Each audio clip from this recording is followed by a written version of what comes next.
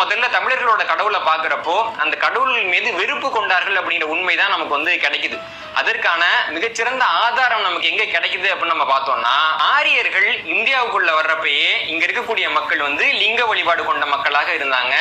ஹரப்பாவிலையும் மொகஞ்சதாராவிலையும் பல்வேறு இடங்கள்ல அப்ப வழிபடப்பட்ட லிங்கங்கள் நமக்கு கிடைச்சிருக்கு. இப்படியாக லிங்கங்களை வழிபடக்கூடிய மக்கள் பத்தி ரிக்வேதத்துல ஏதாவது குறிப்பு இருக்கா அப்படின்னு பார்க்க போனா நிறைய குறிப்புகள் இருக்கு. ரிக்வேதம் இப்படி வழிபடக்கூடிய மக்களை சிஷ்ணதேவர் அப்படின்னு சொல்லுது. அதாவது வந்து ஒரு குறியை வழிபடக்கூடியவர்கள், ரொம்ப தாழ்வான வழிபாட்டு முறையை கொண்டவர்கள் அப்படின்னா இந்த சிஷ்ணதேவர் அப்படிங்கிற வார்த்தையை வந்து அமைஞ்சிருக்கு. இதற்கு உரையாசிரியர்கள் அர்த்தம் எழுதுறப்போ காம அரக்கர்கள் அப்படின்னு தான் உரை எழுதுறாங்க. ஆக மொத்தம் சிவலிங்கத்தை வழிபடக்கூடியவர்களை அல்லது லிங்க வழிபாடு கொண்ட மக்களை இந்த ரிக்வேதம் அப்படிங்கிறது காம அரக்கர்கள் அப்படின்னு தான் சொல்லியிருக்கே தவிர வழிபடக்கூடியவர்கள் இறை நம்பிக்கையாளர்னே சொல்லல.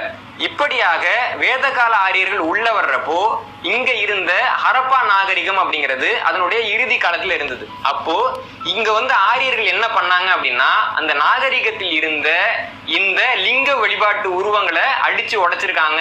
அது இல்லாம ஹரப்பா நாகரிகத்துல இருந்த பல்வேறு சிலைகள்லையும் வந்து ஆண்குறி இருக்கும் இல்லைங்களா, அந்த பகுதிகளை மட்டும் அவங்க தாக்கி உடைச்சிருக்காங்க. ஏன்னா வந்து அந்த குறி வந்து அருவருப்பானது, இதை போய் இவங்க எல்லாம் வழிபடுறாங்களே அப்படிங்கிற ஒரு எண்ணத்தினாலேயே அவங்க வந்து மிகப்பெரிய சிதைவை ஏற்படுத்தியிருக்காங்க.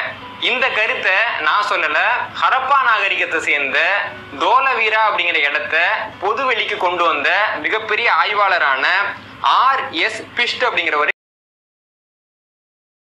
இதுவரைக்கும் மன்னன் பேசிய சிவலிங்கத்தை குறித்த பல தவறான தகவல்களை நீங்க கேட்டிருப்பீங்க. இது எந்த அளவுக்கு உண்மையிலேயே தவறான தகவலா அல்லது இவர் மற்றும் இவரை சார்ந்த இவரை போன்ற பலர் பகுத்தறிவு என்ற பெயர்ல தமிழகத்துல முன்வைக்கக்கூடிய இந்த செயல்கள், இந்த பேச்சுக்கள், இந்த ஆய்வுகளுக்கு பின்னாடி இருக்கக்கூடிய உண்மையான விஷயங்கள் என்ன என்பதை நம்ம பார்க்க போறோம். இது நமக்கு முதல் காணொளி கிடையாது. இதற்கு முன்பு சமஸ்கிருதத்தை வைத்து பல தவறான தகவல்களை பரப்பி வரக்கூடிய இவர்களை போன்றவர்களுக்கு விளக்குவதற்காக பல ஆதாரங்களுடன் கூடிய 6 பாகங்களை நாம வெளியிட்டிருக்கிறோம். அதே போல இவர்கள் முன்வைக்கிற இன்னொரு முக்கியமான விஷயம், ஆரியர்கள் குதிரைகள்ல இந்தியாவுக்கு வந்ததாக ஒரு வாதத்தை முன்வைப்பாங்க. ஆனா உண்மை என்னன்னா, ஆரியர்களுக்குரிய பூர்வீக இடம் அப்படின்னு இவங்க முன்வைக்கக்கூடிய அந்த மத்திய ஆசியாவில் 4000 ஆண்டுகளுக்கு முன்பு வளர்ப்பு குதிரைகளே இல்லை என்பதுதான் உண்மை. குதிரையே இல்லாத இடத்துல இருந்து இவர்கள் எப்படி வந்தார்கள்? இது போல குதிரை மற்றும் தேர் இது சம்பந்தப்பட்ட காணொளிகளை நாம இதுவரைக்கும் 9 பாகங்களை வெளியிட்டிருக்கிறோம். இப்ப நீங்க பார்க்கக்கூடிய இந்த பாகம் 2வது பாகம். இதற்கு முன்பு பகுத்தறிவு என்ற பெயர்ல தமிழகத்துல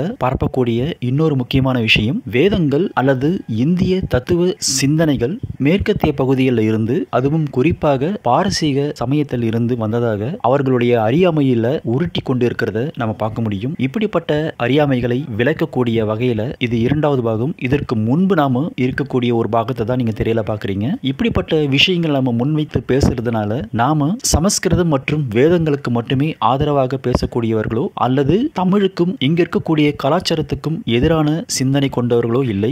இந்த 2 சிந்தனையுமே ஒத்த சிந்தனையை சார்ந்து இருக்கக்கூடியதுதான். அது மட்டுமல்ல, ஒரே இனத்திலிருந்து தோன்றியதுதான் இந்த 2 வெவ்வேறு மொழி குடும்பங்கள் அப்படின்றத நாம கடந்த பாகங்கள்ல தெளிவாக விளக்கி இருக்கிறோம். அதனுடைய முயற்சியில இந்த பாகத்தையும் நாம குறிப்பிட்டிருக்கிறோம். வாங்க இவர்களுடைய அறியாமை குறித்து சிந்திக்கலாம்.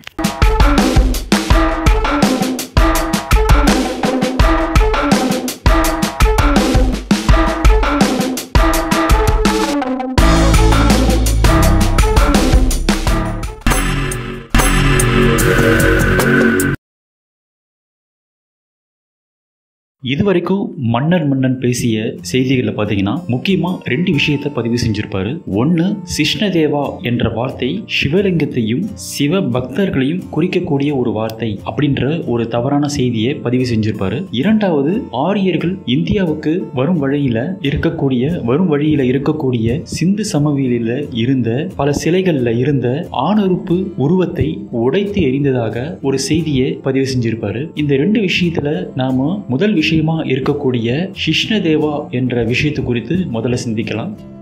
இந்த சிஷ்ண தேவா என்ற வார்த்தையில பாத்தீங்கன்னா 2 வார்த்தைகள் உள்ளடங்கி இருக்கு. ஒன்னு சிஷ்ண என்ற ஒரு வார்த்தை, இரண்டாவது தேவ என்ற ஒரு வார்த்தை. இந்த சிஷ்ண என்ற வார்த்தைக்கு பொருள் பாத்தீங்கன்னா ஆணுறுப்பு என்று அர்த்தம். இரண்டாவது தேவன் அப்படின்ற ஒரு வார்த்தைக்கு பாத்தீங்கன்னா இன்றைக்கு நாம நடைமுறை வாழ்க்கையில புரிஞ்சு இருக்கக்கூடிய விஷயம் என்னன்னா தேவன். சோ இங்க தேவன் என்ற அர்த்தம். இந்த அர்த்தத்தை கேட்ட உடனே உங்களுக்கு உடனே ஒரு எண்ணம் தோன்றும், அப்படின்னா மன்னன் சொன்னது சரிதானே, ஆணுறுப்பு தேவன், இது ரெண்டுமே சிவலிங்கத்தை குறிக்கக்கூடிய ஒரு வார்த்தையாக இருக்கிறத நாம 100% ஒத்துக்கொள்ளக்கூடிய ஒரு விஷயமாக தானே இருக்கு. அப்படி இருக்கும்போது இது எப்படி தவறாக இருக்க முடியும் அப்படின்ற ஒரு எண்ணம் உங்களுக்கு கண்டிப்பா வரும். இந்த இடத்துல அந்த சிஷ்ண என்ற வார்த்தைக்கு நாம விளக்கத்தை பார்த்துட்டோம். ஆனா இதுவரைக்கும் நாம சமுதாயத்துல இந்த தேவன் அப்படின்ற ஒரு வார்த்தைக்கு எப்படிப்பட்ட பொருள் இருக்கு அப்படின்னு பாத்தீங்கன்னா, தேவர்கள் அப்படின்னாலே முதல்ல நாம புரிந்திருக்கிற அர்த்தம் என்னன்னு பாத்தீங்கன்னா கடவுள் அப்படின்னு புரிஞ்சிருக்கிறாங்க. இரண்டாவது தேவர்கள் அப்படின்றவங்க பட்டு அங்கவஸ்திரம் அணிந்திருப்பாங்க, தங்க ஆபரணங்கள் போட்டிருப்பாங்க, உயர்ந்த நவரத்தனங்கள் கொண்ட கிரீடத்தை அணிந்திருப்பாங்க. இப்படிப்பட்ட உருவங்களை, இப்படிப்பட்ட செய்திகளை புராணங்கள் வாயிலாக அவங்க தெரிஞ்சிருக்கிறத நம்ம பார்க்க முடியும். ஆனா வேத காலத்துல தேவன் அப்படின்றதுக்கு என்ன பொருள் அப்படின்றத நம்ம பார்க்க போறோம். வேத காலத்திலும் சரி, உண்மையிலேயே வேதத்துல இருக்கக்கூடிய சமஸ்கிருத மொழியுடைய அர்த்தத்தின்படியும் சரி, அந்த வார்த்தையுடைய உண்மையான அர்த்தம் என்ன அப்படின்றத நம்ம பார்க்க போறோம். காலப்போக்கில் நடைமுறையில மக்கள் மத்தியில சில விஷயங்கள் மாறி இருந்தாலும், அது மட்டுமல்ல இப்படிப்பட்ட ஒரு குறிப்பிட்ட விஷயத்தை விளக்குவதற்காக ஞானிகள் பல்வேறுபட்ட வழிகள்ல புராணங்கள் வாயிலாகவும் உருவங்கள் வாயிலாகவும் இப்படி பல விஷயங்கள்ல கொடுத்த விளக்கங்கள் காலப்போக்கில் மருவி அது வேறொரு விளக்கத்துல போய் முடிஞ்சிருக்கிறத நம்ம பார்க்க முடியும். இப்படிதான் இந்த தேவன் அப்படின்ற அர்த்தம் பொறுத்த வரைக்கும் இதற்கான சரியான அர்த்தம் என்னன்னு பாத்தீங்கன்னா ஒளி அல்லது அதற்கும் ஆதாரமாக இருக்கக்கூடிய சக்தி. இதுதான் தேவர்கள் அப்படின்னு சொல்லக்கூடிய வார்த்தைக்கு சரியான அர்த்தம். இந்த பிரபஞ்சத்துல எத்தனையோ சக்திகள் இருக்கிறத நம்ம பார்க்கிறோம். ஒரே சக்தி ஒன்றுக்கு மேற்பட்ட இடங்கள்ல குவிந்திருக்கிறதையும் ஒவ்வொரு சக்தியும் தனித்துவமாக இருக்கிறதையும் நம்ம பார்க்க முடியும். இப்படி தனித்துவம் பெற்ற ஒரு குறிப்பிட்ட ஒரு சக்தியை தான் நாம தேவன் அப்படின்னு அழைக்கிறோம். இப்போ சூரிய தேவன் அப்படின்னு ஒண்ணு இருக்கு. இந்த சூரிய தேவன் சூரியனுக்குரிய பிரத்யேகமான தனித்துவமான ஒரு சக்தி அப்படின்றதுனால சூரிய தேவன் அப்படின்னு அழைக்கிறோம். சந்திர தேவன் அப்படின்னு நம்ம அழைப்போம். அது ஒரு யூனிக் எனர்ஜி, சூரியனிலிருந்து வேறுபட்ட ஒரு தனித்துவமான ஒரு சக்தி அப்படின்றதுனால சந்திரனையை ஒரு தனித்துவமான தெய்வமாக, அதாவது தேவனாக குறிப்பிடுவதை நம்ம பார்க்க முடியும். சந்திரன் கிட்ட இருக்கக்கூடிய அந்த குணம், தன்மை சூரியன் கிட்ட கிடையாது. ஏன்னா சூரியனுக்கும் சந்திரனுக்கும் வேறுபட்ட ஒரு தனித்துவம் சந்திரன் கிட்டையும் அதே போல சூரியனிடத்திலையும் இருக்கிறதுனால சூரிய தேவன் சந்திர தேவன் அப்படின்னு அழைக்கிறோம். இது போலதான் இந்த பிரபஞ்சத்துல இருக்கக்கூடிய பல கோடி சக்திகள் ஒவ்வொன்றும் ஒரு தேவதையாக, தேவர்களாக குறிப்பிடுவதை நம்ம பார்க்க முடியும். அது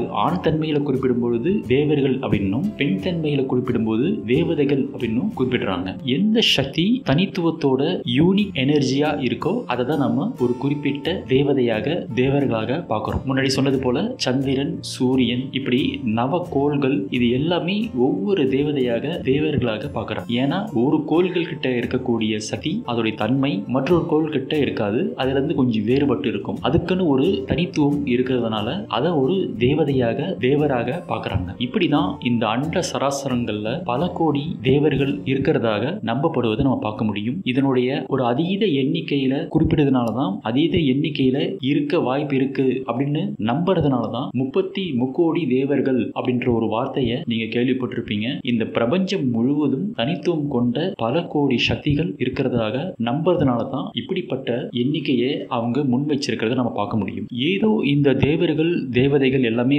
பிரபஞ்சத்தில் இருக்கக்கூடிய விஷயங்கள் அப்படின்னு கிடையாது. இதுவரைக்கும் பார்த்த தேவர்களுடைய அதீத தனித்துவத்தை விட மிக முக்கியமான அதீத சக்திகள் கொண்ட தெய்வங்கள் இருக்கக்கூடிய இடம்தான் ஒரு மனித சரீரம். இதைத்தான் சித்தர்கள் அண்டத்தில் காண்பதை பிண்டத்தில் காண முடியும், அண்டத்தில் உள்ளது பிண்டத்திலும் உள்ளது அப்படின்ற ஒரு செய்தியை நமக்கு கொடுத்திருக்கிறத நம்ம பார்க்க முடியும். இந்த பிரபஞ்சத்துல இருக்கக்கூடிய அடிப்படை சக்திகள் அனைத்துமே நம்ம உடம்புல இருக்கிறத நம்ம பார்க்க முடியும். இப்படித்தான் நம் உடல்ல இருக்கக்கூடிய 6 ஆதாரங்கள் சொல்லக்கூடிய இவைகளும் நமக்குள்ள இருக்கக்கூடிய ஒவ்வொரு தேவர்களாகவும், தேவதையாகவும் வர்ணிக்கப்பட்டிருக்கிறத நாம பார்க்க முடியும். அவர்கள் கொடுத்த அந்த உருவங்களையே ரொம்ப தெளிவாக பதிவு செஞ்சிருக்கிறாங்க. அதுக்கு அடுத்ததாக நம்ம பார்க்கக்கூடியது, எல்லா சக்திகளும் விட மேலான ஒரு சக்தி இருக்கு. அதுதான் மனிதர்களிடம் இருக்கக்கூடிய 5 புலன்கள்: மெய், வாய், கண், மூக்கு, செவி. இந்த சக்திகள் எல்லாமே இந்த தேவர்கள் எப்பொழுதுமே தேவர்கள் தானா அப்படின்னு பார்த்தீங்கன்னா கிடையாது. இந்த சக்திகளை நாம எப்படி பயன்படுத்துறோம் அப்படின்ற பொறுத்து தான் இது தேவர்களா அல்லது துர்தேவர்களா அப்படின்றது அமையும். நமக்கு இருக்கக்கூடிய அந்த தெய்வீக பார்வை திறனை நாம நன்மைக்காக பயன்படுத்துறோம் அப்படின்னா அங்க தெய்வீக சக்தியும், அதுவே நம்ம தீமைக்காக பயன்படுத்தணும்னா அதுவே துர்தேவதையாக நம்ம கிட்ட இருக்கிறத நம்ம பார்க்க முடியும். சக்தி ஒன்றுதான், ஆனா அந்த சக்தியோடைய செயல்பாடுகளை பொறுத்து அது துர்தேவதையா அல்லது தெய்வமா அப்படின்ற ஒரு நிலைக்கு மாறும். இதுதான் நம்முடைய ஐம்புலன்களையும் ஒவ்வொரு தெய்வீக சக்தி அல்லது சக்தி பெற்றிருக்கிறத நம்ம பார்க்க முடியும். நம்முடைய மெய், வாய், கண், மூக்கு, செவி இது எல்லாமே ஒவ்வொரு தெய்வீக சக்தி தான். அது நன்மைக்காக பயன்படுத்தும் போது அல்லது சரியாக பயன்படுத்தும் பொழுது. நம்முடைய மெய் என்பதற்கு ஆதாரமாக இருக்கக்கூடியதுதான் நம்முடைய பிறப்புறுப்பு, அதாவது இதனுடைய வெளிப்பாடு தான் காமம். இந்த காமத்தை எப்படி அவர்கள் வெளிப்படுத்துறாங்க? முறையாக ஒரு காமமானது வெளிப்படும் பொழுது அது ஒரு தேவ சக்தியாகவும், அதுவே ஒரு விபச்சாரத்தனமான அது ஒரு கெட்ட விஷயமாக மாறி இருக்கிறத நம்ம பார்க்க முடியும். சக்தி ஒன்றுதான், ஆனா அதனுடைய வெளிப்பாடை பொறுத்து அது சரியானதா அல்லது தவறானதா அப்படின்னு நம்ம பார்க்க முடியும். அந்த அடிப்படையை வச்சுதான் ஒரு மனிதனுடைய குணத்தை நம்ம அளவிட முடியும். இந்த வார்த்தையை நாம தெளிவா புரிஞ்சுக்கிட்டோம்னா, இந்த விஷயத்தை நாம தெளிவா புரிந்து கொண்டாதான் நாம இந்த சிஷ்ணதேவா என்ற வார்த்தை இருக்கக்கூடிய அந்த ஸ்லோகத்துல எந்த அர்த்தத்துல கொடுக்கப்பட்டிருக்கு அப்படின்றத நமக்கு தெளிவாக புரியும். இப்ப நாம ரிக்வேதத்துல இருக்கக்கூடிய அந்த ஸ்லோகத்தை நாம திரையில பார்க்கலாம். இதுவரைக்கும் நீங்க பார்த்த நம்முடைய விளக்கத்தை, இந்த விளக்கம் நம்முடைய சுய சிந்தனையிலிருந்து ஏதோ ஒரு விஷயத்தை மாற்றுவதற்காக புதிதாக திணிக்கப்பட்ட ஒரு விளக்கம் கிடையாது. இந்த விளக்கங்கள் பாரம்பரியமாக வரக்கூடிய அர்த்தத்தை மையப்படுத்தி தான் நம்ம இங்க பேசியிருக்கிறோம். ஏதோ இந்த காணொலியில நாம ஒரு பழைய விஷயத்தை மாற்றி திருத்தி ஒரு புதிய விளக்கத்தை கொடுக்கணும் அப்படின்ற ஒரு அவசியம் கிடையாது. அதை நிரூபிக்கக்கூடிய ஒரு மொழிபெயர்ப்பை தான் நீங்க திரையில பார்க்க போறீங்க.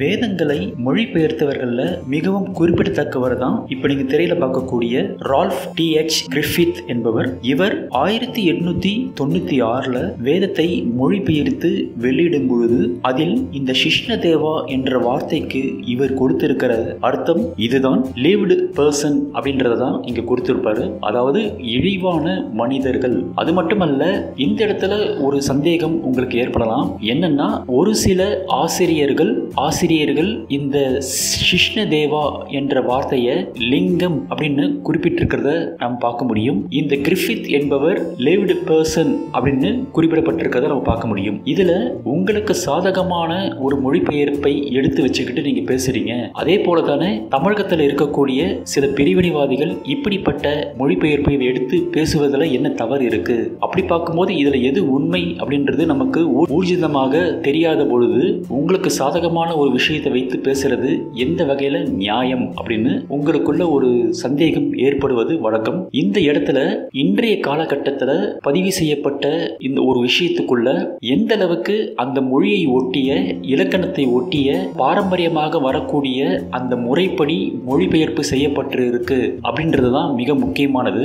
இந்த இடத்துல நாம கிரிஃபித்தோடைய மொழிபெயர்ப்பை முன்வைத்தாலும், அதே போல தமிழகத்தில் இருக்கக்கூடிய சில பிரிவினைவாதிகள் சொல்லக்கூடிய லிங்கம் என்ற மொழிபெயர்ப்பை முன்வைத்தாலும், இந்த ரெண்டு மொழிபெயர்ப்புக்கும் பின்னாடி இருக்கக்கூடிய உண்மையான இலக்கண மரபு எங்கே மறைந்திருக்கு அப்படின்றத நம்ம பார்க்கணும். பல காலம் தொட்டு தொடர்ந்து வரக்கூடிய ஒரு இலக்கண மரபு ஒரு பக்கம், இன்னொரு புறம் அரசியல் நோக்கத்துக்காகவும் பிரிவினை சிந்தனைக்காகவும் வேண்டுமென்றே திட்டமிட்டு மொழிபெயர்ப்பு செய்யப்பட்டதையும் நம்ம பார்க்க முடியும். இதை எப்படி நம்ம உறுதி செய்ய முடியும் அப்படின்னு பார்த்தீங்கன்னா, கிரிஃபித்தோடைய மொழிபெயர்ப்புல இழிவானவர்கள் அப்படின்னு இருக்கிறத நம்ம பார்த்தோம். இந்த மொழிபெயர்ப்பு அவருடைய சுய சிந்தனையிலிருந்து வெளிப்பட்டதா, அல்லது யாராவது சொல்லி இப்படி மொழிபெயர்த்தாங்களா, அல்லது அவர் தவறான மொழிபெயர்ப்பு செய்தாரா அப்படின்ற ஒரு கேள்வி ஏற்படும். நிச்சயமா கிடையாது. காரணம் என்னன்னா, இவருக்கு முன்பே பாஷ்யக்கார ஸ்கந்த சுவாமி என்பவர் இதே அர்த்தத்தை தாங்கி இருக்கிறத நம்ம பார்க்க முடியும். அதற்கும் முன்பு 2600 ஆண்டுகளுக்கு முன்பு பார்த்தீங்கன்னா, யஷ்காச்சாரியா என்ற ஒரு வேத இலக்கண விளக்க ஆசிரியர் அவருடைய உரையில அவருடைய புத்தகத்துல என்ன அர்த்தத்தை கொடுத்திருக்கிறார் அப்படின்றத நீங்க பாருங்க. அந்த அர்த்தத்தை தாங்கி தான் இந்த மொழிபெயர்ப்பாளர், அதாவது மேற்கத்திய மொழிபெயர்ப்பாளர் நாம பின்பற்றக்கூடிய, நாம ஏற்றுக்கொண்ட அந்த மொழிபெயர்ப்பாளர் என்ன கொடுத்திருக்கிறார் அப்படின்னா லிவிடு பெர்சன் அப்படின்னு கொடுத்திருக்கிறாரு. அதற்கு முன்பு ஸ்கந்தசுவாமி அப்படின்றவர் நம்ம பார்த்தோம். அதுக்கு முன்பு 2600 ஆண்டுகளுக்கு முன்பு வாழ்ந்த யஷ்காச்சாரியர் குறிப்பிட்டது பிரம்மச்சரிய மனிதர்கள் அப்படின்ற ஒரு வார்த்தையை அங்க கொடுத்திருப்பாரு. இது ரொம்ப குறிப்பிடத்தக்க ஒரு வார்த்தை. பிரம்மச்சரிய வார்த்தை அப்படின்றது பிரம்மச்சரியம் அப்படின்ற வார்த்தைக்கு அப்படியே நேர் எதிரான ஒரு வார்த்தை. அது பிரம்மச்சரியம் அப்படின்னா நமக்கு தெரியும், கட்டுப்பாடோட கூடிய ஒரு வாழ்க்கை. அதற்கு எதிரான ஒரு சொல் தான் கட்டுப்பாடற்ற, ஒழுங்கற்ற, முறையற்ற வாழக்கூடியவர்களை குறிக்கக்கூடிய ஒரு வார்த்தை தான் இந்த பிரம்மச்சரிய என்ற வார்த்தை. வேதங்கள்ல இருக்கக்கூடிய உட்பிரிவான சம்ஹிதாஸ், பிராமணா, ஆரண்யகா, இப்படி பல உட்பிரிவுல கூட இந்த வார்த்தைக்கான அர்த்தத்தை நாம இன்றைக்கு பிரிவினைவாதிகள் சொல்லக்கூடிய லிங்கத்தை கொச்சைப்படுத்தக்கூடிய எந்த ஒரு வார்த்தையுமே நாம பார்க்க முடியாது என்பதுதான் உண்மை. வேத காலம் தொட்டு இன்று வரைக்கும் அதை விளக்கியவர்கள், மொழிபெயர்த்தவர்கள் இப்படிப்பட்ட ஒரு அர்த்தத்தை மையப்படுத்தி தான் பேசியிருக்கிறார்களே ஒழிய சில பிரிவினைவாதிகள் சொல்லக்கூடிய எந்த ஒரு அர்த்தத்தையும் ஆதாரத்தையும் நாம பார்க்க முடியாது என்பதுதான் உண்மை. இப்ப நாம நேரடியாகவே இதுவரைக்கும் தேவர்கள் அப்படின்னு சொல்லக்கூடிய அந்த தனித்துவமான சக்தியை குறித்து ஆரம்பத்துல நம்ம சிந்திச்சோம். இப்போ நேரடியாகவே இந்த ஸ்லோகத்தில் இருக்கக்கூடிய இந்த சிஷ்ணதேவா என்ற வார்த்தைக்கான அர்த்தத்தை நாம பார்க்க போறோம். இப்ப நீங்க தெரியல பார்க்கக்கூடிய சிஷ்ணதேவா என்ற வார்த்தை 2 வார்த்தைகளை உள்ளடக்கியது. அதுல முதல் வார்த்தை சிஷ்ண என்பது ஆண் உறுப்பை குறிக்கக்கூடியது, தேவ என்ற வார்த்தை சக்தியை குறிக்கக்கூடியது. இந்த 2 வார்த்தையுமே இலக்கண முறைப்படி இணைக்கும் பொழுது ஆண்மையை குறிக்கக்கூடிய ஒரு வார்த்தையாக இருந்தாலும் இந்த வார்த்தை இடம்பெற்றிருக்கக்கூடிய பாடல்கள் அல்லது இடத்திற்கு ஏற்றாற் போல இந்த வார்த்தையுடைய அர்த்தங்களும் மாறுபடும். உதாரணத்துக்கு கத்தி ஒரு திருடனிடம் இருக்கும் பொழுது அது ஒரு ஆயுதமாகவும், ஒரு மருத்துவரிடம் இருக்கும் பொழுது அது ஒரு கருவியாகவும் பார்க்கப்படுவதை நம்ம பார்க்க முடியும். பொருள் ஒன்றுதான், வார்த்தை ஒன்றுதான், ஆனால் அது இருக்கக்கூடிய இடத்தை பொறுத்து அது கருவியா இல்லை ஆயுதமா அப்படின்ற ஒரு அர்த்தத்தை புதிதாக கொடுக்கிறது போலதான் இங்கேயும் ஆண்மை சக்தியை குறித்து நேரடியாக பொருள்படக்கூடிய ஒரு வார்த்தை இருந்தாலும் இந்த வார்த்தைக்கு பின்னால் இது எங்கே அமைந்திருக்கு அப்படின்றத பொறுத்து இது எப்படிப்பட்ட உயர்வான வார்த்தையா அல்லது தாழ்வான வார்த்தையா அப்படின்றது பொருள்படும். இப்ப நம்ம அந்த ஸ்லோகத்தை குறித்து சிந்திக்கலாம்.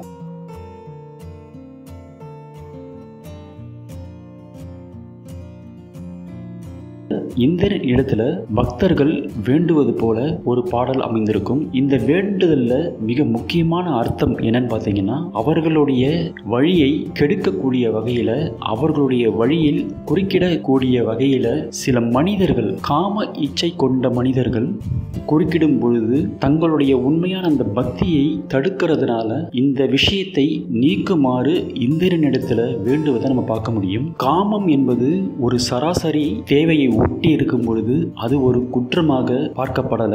நாம பிறந்ததே இந்த காமத்தை அனுபவிப்பதற்காக மட்டும்தான் அப்படின்னு நினைக்கக்கூடிய, எப்பொழுதுமே காம சிந்தனையில் வாழக்கூடிய, காமத்துக்கு மட்டுமே முக்கியத்துவம் கொடுக்கக்கூடிய இப்படிப்பட்ட மனிதர்களிடத்திலிருந்து தங்களை விலக்கி வைக்குமாறு இந்திரனிடத்துல வேண்டுவதை நம்ம பார்க்க முடியும். இந்த வாழ்க்கையில காமம் ஒரு அங்கமாக இருந்தாலும் இந்த காமமே ஒட்டுமொத்த வாழ்க்கையாக இருக்க முடியாது. இந்த வாழ்க்கையோடைய நோக்கமே கடவுளை உணர்வது, கடவுளை அடைவதுதான் அப்படின்ற ஒரு விஷயத்துக்கு சில மனிதர்கள் மிகப்பெரிய தடையாக இருக்கிறதுனால அப்படிப்பட்ட மனிதர்களிடமிருந்து தங்களை காக்குமாறு, தங்களுடைய பாதையை சீரமைக்குமாறு இந்திரனிடத்துல கேட்கிறத நம்ம பார்க்க முடியும். காமம் என்பது ஒரு தெய்வீக சக்தி தான். ஆனா அந்த சக்தியை பயன்படுத்தக்கூடிய விதத்துல இருந்து, முறையில இருந்து, அளவுல இருந்து, ஒழுக்கத்துல இருந்து மாறுபட்டு போகும் பொழுது அந்த தெய்வீக சக்தியை ஒரு துஷ்ட சக்தியாக பார்க்கக்கூடிய, அதை தாங்கி இருக்கிற மனிதர்களையே ஒரு துஷ்டர்களாக பார்க்கக்கூடிய,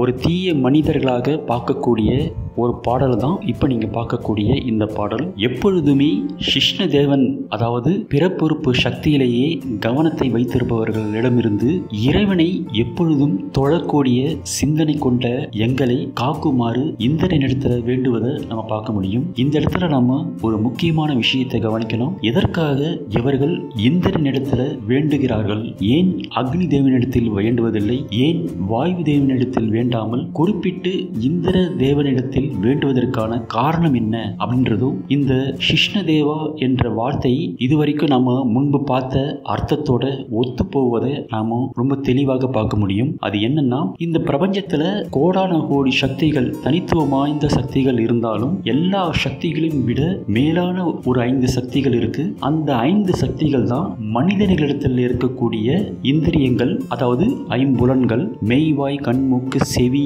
என்று சொல்லக்கூடிய இந்த இந்திரியங்களுக்கெல்லாம் தலைவனாக இருக்கக்கூடிய இந்திரனிடத்துல இவர்கள் வேண்டுவதை நம்ம பார்க்க முடியும். அதனால தான் இந்த 5 இந்திரியங்களின் தலைவனாக இருக்கிறதுனால தான் நாம் அவரை இந்திரன் என்று அழைக்கிறத நம்ம பார்க்க முடியும். என்னதான் பல கோடி சக்திகளுக்கு தலைவனாக இருந்தாலும் அதுல மேலான சக்தியாக இருக்கக்கூடிய இந்த 5 இந்திரியங்களின் தலைவனாக இருக்கிறதுனால இவர்கள் இந்திரனிடத்துல வேண்டுவதை நம்ம பார்க்கலாம். இதுவரைக்கும் நம்ம பார்த்த அர்த்தமும் இப்போ இவர்கள் இந்திரனிடத்துல வேண்டக்கூடிய புலன்களின் சக்திகளுக்கெல்லாம் தலைவனாக இருக்கக்கூடிய இந்திரனிடத்துல வேண்டுறத விஷயத்துக்கும் இதுவரைக்கும் நம்ம பார்த்த விஷயத்துக்கும் ஒத்துப்போவதை நாம தெளிவாக உணர முடியும்.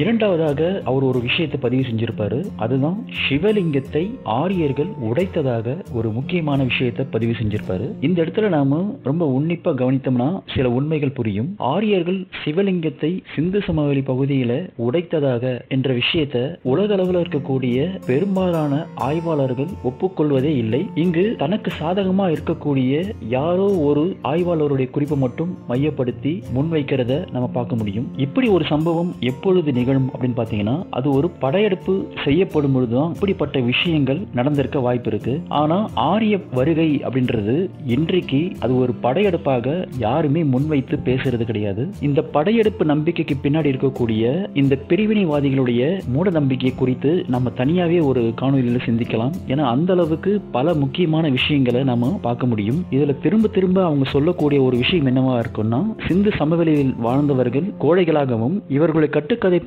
இந்தியாவுக்கு வந்த ஆரியர்கள் மிகப்பெரிய வீரர்களாகவும் அவர்கள் மிகப்பெரிய படையெடுப்பு மூலமாக இங்கு வாழ்ந்த மக்களை விரட்டி அடித்ததாக சொல்வதை நம்ம பார்க்க முடியும். கிட்டத்தட்ட 50 லட்சம் மக்கள் இங்க வாழ்ந்ததாக நம்பப்படுது. ஆனா ஒரு சில ஆயிரம் மக்கள் இந்த 50 லட்சம் மக்களையும் விரட்டி அடித்ததாக இவர்கள் ஒரு கோழைகளாக மறைமுகமாக இன்னைக்கு தமிழ்நாட்டில் மக்களுக்குள்ள திணிக்கப்படுவதை நம்ம பார்க்க முடியும். அப்படி இவர்களுடைய கட்டுக்கதைப்படி ஆரியர்கள் சிவலிங்கத்தை வெறுத்தவர்களாக இருந்திருந்தால் நிச்சயமா வேதங்கள்ல இப்படிப்பட்ட செய்திகள் பதிவாயிருக்கும். ஆனா எந்த ஒரு இடத்திலையுமே இந்த செய்தியை நாம பார்க்கவே முடியாது. இந்த சிஷ்ணதேவா என்ற ஒரு வார்த்தையை வச்சுக்கிட்டு தான் இவங்க ஒரு நகைச்சுவை நாடகம் நடத்தி வரதை நம்ம பார்க்க முடியும். அதுவும் எந்த அளவுக்கு ஒரு வெறித்தனமான உணர்வு மூலமாக இவங்க திணிச்சிருக்கிறாங்க அப்படின்றது நமக்கு தெளிவா தெரியும். ஒருவேளை வேதத்தை இயற்றியவர்கள் இப்படிப்பட்ட ஒரு செயலை செய்தவர்கள் அப்படின்னா, ரிக்வேதத்துக்கு பிறகு எழுதப்பட்ட யஜுர்வேதத்துல சிவாய நமக சிவலிங்காய நமக என்ற ஒரு மந்திரத்தை எப்படி அவர்களால எழுதியிருக்க முடியும்? அவர்கள் வெறுக்கக்கூடிய ஒரு விஷயத்தை போற்றி எப்படி அவர்களால குறிப்பிட்டிருக்க முடியும்? இங்கு ஒரு பொதுவான ஒரு விஷயம் தோன்றும். எதனால சிவலிங்கம் அப்படின்ற ஒரு வார்த்தை ரிக்வேதத்துல இல்லை அப்படின்னு நீங்க யோசிக்கலாம். இங்கதான் நாம ரிக்வேதத்துடைய காலகட்டத்தை தெளிவாக அறிய முடியும். ரிக்வேதம் எந்த அளவுக்கு தொன்மையானது அப்படின்றதுக்கு இதுவும் ஒரு ஆதாரம் தான். ரிக்வேத காலகட்டத்துல எந்த ஒரு வழிபாட்டு முறையும் வழிபாட்டு ஸ்தலத்தையும் பற்றி பேசப்படவில்லை அப்படின்றது நமக்கு தெரியும். ஆனா இங்க சித்தாந்த ரீதியாக தத்துவ ரீதியாக மட்டும்தான் இறை கொள்கையை பத்தின செய்திகளை பதிவு செய்யப்பட்டிருக்கிறத நம்ம பார்க்க முடியும். அது மட்டுமல்ல, எந்த ஒரு அடையாளத்தையும் மையப்படுத்தி வழிபாட்டு செய்யக்கூடிய ஒரு வழிபாட்டு முறையை அவர்கள் உருவ வழிபாட்டு முறையை முன்வைத்து செயல்படாம இருந்ததை நம்ம பார்க்க முடியும். அடுத்தடுத்து வந்த ரிஷிகளால இந்த தத்துவ சிந்தனையை மக்களுக்கு கொண்டு சேர்ப்பதற்காக உருவாக்கப்பட்ட உருவங்களை தான் நாம பார்க்க முடியும். அதனால தான் அதன் பிறகு வந்த காலகட்டங்கள்ல காலகட்டங்களில் உருவ வழிபாடுகள் மெல்ல மெல்ல வளர்ந்து வந்ததை நம்ம பார்க்கலாம். சிந்து சமவெளியில் கிடைத்த சிவலிங்கத்தோடைய காலகட்டத்தை விட முந்தையதாக தான் ரிக்வேதம் இருக்க வேண்டும் அப்படின்றது நமக்கு தெளிவா தெரியுது. சிவலிங்கத்தோடைய தத்துவ விளக்கங்களை அறியாததனால தான் இன்னைக்கு தமிழ்நாட்டில் பலர் இப்படி ஒரு தவறான கருத்தை பதிவு செய்யறதை நம்ம பார்க்க முடியும். ஆரம்ப காலகட்டத்தில், அதாவது ரிக்வேத காலகட்டத்தில் கடவுளை ஒருமுகமாக பார்த்ததை நம்ம பார்க்க முடியும். அதாவது ஓரிரை கொள்கைக்கு கீழே தான் பல தேவர்கள் தேவதைகள் இருந்ததை நம்ம பார்க்கலாம். அதுதான் ருத்ர தேவன் என்ற ருத்ரனுடைய அம்சமாக பார்க்கப்பட்டதையும், பிறகு அந்த தத்துவ சிந்தனையை மேலும் எளிமையாக்கி கொடுக்கும் பொழுதுதான் சிவசக்தி என்ற ஒரு கோட்பாட்டை விரிவாக்கி அதன் மூலமாக அந்த விரிவாக்கம் செய்த அந்த தத்துவத்துக்கு கொடுக்கப்பட்ட உருவம் தான் சிவலிங்க உருவம். அதனால தான் சிலர் தமிழ்நாட்டில் ருத்ரனும் சிவனும் வேறு அப்படின்ற ஒரு செய்தியை மையப்படுத்தி பேசி வருது நம்ம பார்க்க முடியும். இதை குறித்து நாம அடுத்த பாகத்தில் சிந்திக்கலாம். சிவலிங்கத்தோடைய தத்துவ விளக்கத்தை நாம வேதங்களையும் பார்க்க முடியும். அதுதான் புருஷா அண்ட் பிரகிருதி அப்படின்னு சொல்லக்கூடிய அந்த இருமை கோட்பாடுன்னு சொல்லுவாங்க. இந்த ஒட்டுமொத்த பிரபஞ்சமும் இருவேறு சக்திகளுடைய அடிப்படையாக அமைந்திருக்கிறத விளக்கக்கூடியதுதான் சிவலிங்கத்தோட தத்துவ கோட்பாடு. இது உருவமாக கொடுக்கப்படுவதற்கு முன்பு புருஷா பிரகிருதி அப்படின்ற ஒரு தத்துவம் இருக்கிறத நம்ம பார்க்கலாம். இங்க புருஷான்னு சொல்லும் போதே உங்களுக்கு புரிஞ்சிருக்கும், இது ஒரு ஆணை குறிக்கக்கூடியது. பிரகிருதி என்பது அதற்கு நேர்மாறாக ஒரு பெண்ணுக்குரிய வார்த்தை. அது இந்த தத்துவம் தான் பிற்காலத்துல லிங்கமாக வடிவெடுத்ததை நம்ம பார்க்கலாம். யஜுர்வேதங்களுக்கு பிறகு வந்த பல புராணங்கள்ல கூட நம்ம சிவலிங்கத்தை குறித்த செய்திகள் இருக்கிறத நம்ம பார்க்க முடியும். உண்மையிலேயே ஆரியர்கள் வெறுக்கக்கூடியவர்களாக இருந்திருந்தால் நிச்சயமா இப்படிப்பட்ட செய்தியை மையப்படுத்தி எழுத வேண்டிய கட்டாயம் அவர்களுக்கு என்ன இருக்கு? இப்போ உங்களுக்கு தெளிவாக புரிஞ்சிருக்கும். மன்னன் வைத்த இந்த மொழிபெயர்ப்போடைய தவறுக்கு பின்னாடி இருக்கக்கூடிய உண்மைகள் என்ன, திட்டமிட்டு இப்படிப்பட்ட ஒரு மொழிபெயர்ப்பு மூலமாக நமக்குள்ள பிரிவினைவாத சிந்தனையை வளர்ப்பதற்காகத்தான் இது போன்ற மொழிபெயர்ப்புகளை வைத்து இவங்க பேசி வரதை நாம பார்க்கலாம். அதனால தான் நாம சரியான மொழிபெயர்ப்பை மேற்கத்தியர்களே செய்திருக்கிறத நம்ம பார்க்க முடியும். அவர்களும் சுய சிந்தனையில செய்யல. இதை இலக்கண முறைப்படி, பாரம்பரிய முறைப்படி தொடக்க காலம் தொட்டே கடந்த 3000 ஆண்டுகளாக இருந்து வரக்கூடிய இலக்கண முறைப்படி தான் மொழிபெயர்ப்பு செய்து வைத்திருக்கிறதுனால தான் நாம அந்த மொழிபெயர்ப்பை இங்க முன்வைத்து பேசுறோம். ஆனா இன்றைக்கு பிரிவினைவாதிகள் சமீப காலத்துல இப்படிப்பட்ட இந்த சிஷ்ணதேவா என்ற வார்த்தைக்கு இவர்களே ஒரு பொருளை கொடுத்து இதுதான் அதன் அர்த்தம் அப்படின்ற பெயர்ல நமக்குள்ள பிரிவினைவாத சிந்தனையை வளர்க்கிறத நம்ம பார்க்க முடியும். இப்படிப்பட்ட மனிதர்களிடமிருந்து எச்சரிக்கையாக இருக்க வேண்டிய காலகட்டம் தான் இது. இது மட்டும் கிடையாது, இது போல பல விஷயங்கள் இவர்கள் பேசியிருக்கிறாங்க. அதுல ஒரு முக்கியமான விஷயம் தான் சிவா ருத்ரன் என்பது. இந்த இருவருமே வேறு வேறு என்ற அடிப்படையில இவர்கள் பேசியிருக்கிறத நம்ம பார்க்க முடியும். இதற்கான உண்மையான அர்த்தங்களை நம்ம பார்க்க போறோம். இதுவரைக்கும் இந்த காணொலியை பார்த்தவர்கள் இந்த காணொலி பிடித்திருந்தால் ஒரு லைக் கொடுங்க. மறக்காம இந்த சேனலை சப்ஸ்கிரைப் செய்யுங்க. இந்த வீடியோவை பிரிவினைவாத சிந்தனை கொண்ட மக்களுக்கு ஷேர் பண்ணுங்க. நன்றி, வணக்கம்.